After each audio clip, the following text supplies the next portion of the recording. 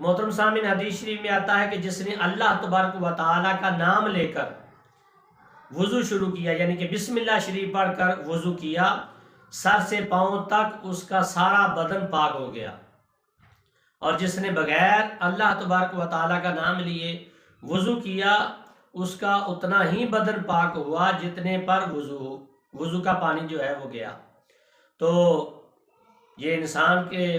خود پر میسر ہے کہ اس نے اپنا سارا بدن پاک کرنا ہے تو بسم اللہ شریف پڑھنی پڑے گی۔ تو بسم اللہ شریف پڑھنے میں دیر بھی نہیں لگتی، تو ضرور وضو کے آغاز میں بسم اللہ شریف ضرور پڑھنی چاہیے۔ بلکہ حدیث شریف میں آتا ہے جب تم وضو کرو تو بسم اللہ اور الحمدللہ کہا کرو، اس لیے اس کے کہنے سے تمہارے مخالفین فرشتے اس وضو کے ٹوٹنے تک تمہارے لیے نیکیاں لکھتے رہتے ہیں۔ تو کتنا فائدہ ہے بسم اللہ شریف پڑھنے کا۔ تو فرمایا وضو کے شروع میں بسم اللہ پڑھنا سنت ہے، مگر اس کے بارے میں تاکیدیہ حدیث مبارکہ کی بنا پر سیدنا امام احمد بن حنبل رحمۃ اللہ علیہ آپ نے اسے واجب کا درجہ دیا ہے۔ اگر ابتدا میں بسم اللہ پڑھنا بھول جائے تو دوران وضو جب یاد آئے تو بسم اللہ شریف پڑھ لینی چاہیے، اس میں انسان کا ہی فائدہ ہے۔ بہتر یہ ہے کہ آغاز وضو میں ایک بار بسم اللہ شریف پڑھ لینے کے بعد پھر سب جگہ درود پاک ہی پڑھتے رہیں، تو یہی افضل ہے۔ اور حدیث شریف میں آتا ہے جو وضو کے دوران اور وضو کے بعد مجھ پر درود نہ پڑھے، وضو کے شروع میں بسم اللہ نہ پڑھے، اس کا وضو کامل نہیں ہے۔ دوسری حدیث مبارکہ پیارے آقا صلی اللہ علیہ وسلم نے فرمایا جو شخص وضو کر کے ایک مرتبہ سورہ قدر پڑھے گا اس کا نام جو ہے شہداء میں لکھا جائے گا، اور جو 3 مرتبہ پڑھے گا اس کا گروہ انبیاء کے ساتھ حشر ہوگا، یعنی کہ محشر کے دن وہ انبیاء کرام کے ساتھ ہوگا۔ حدیث شریف میں آتا ہے کہ جس نے وضو کیا اور اچھا وضو کیا پھر کلمہ شہادت پڑھتے ہوئے نگاہ آسمان کی طرف کی تو اس کے لیے جنت کے 8 دروازے جو ہیں وہ کھول دیے جاتے ہیں، جس سے چاہے وہ جنت میں داخل ہو جائے۔ تو محترم سامعین، البتہ کلمہ شہادت پڑھتے ہوئے اشہد ان لا الہ پر جو شہادت کی انگلی کا اشارہ کرتے ہیں، مجھے اس کی اصل کہیں بھی دستیاب نہیں ہو سکی، اللہ تبارک و تعالی ہی اور اللہ کا رسول جانتا ہے۔ تو وضو کا مستعمل پانی پینا مکروہ اور منع ہے، مگر وضو کا بچا ہوا پانی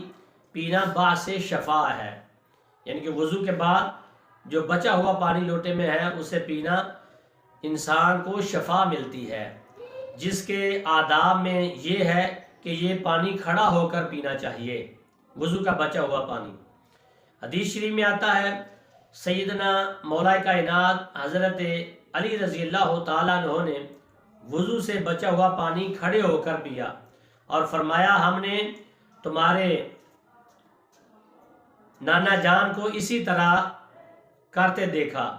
اسی طرح حدیث شریف میں آتا ہے سیدنا صاحب بن یزید نے پیارے آقا صلی اللہ علیہ وسلم کے وضو کا بچا ہوا پانی شفا کے طور پر پی لیا، تو گویا کہ